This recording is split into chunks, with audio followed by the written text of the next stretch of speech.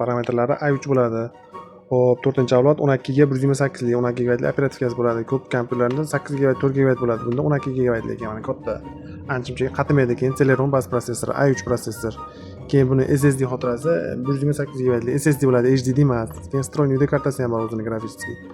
Xo'p, ekranlari IPS bo'ladi, 15:6 ekrani buniki. Xo'p, ko'p kompyuterlarda IPS ekran bo'lmaydi, ofisni kompyuterlarda.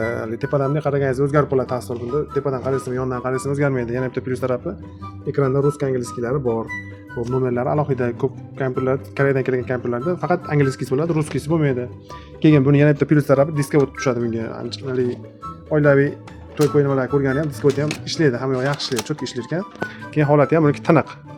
Deyarli ishlatilmagan shekilli, mana yangidek turibdi. Kattaroq ekrani 15:6 da endi diskoti bor. Zaryadkasi buniki uzoqqa yetar ekan.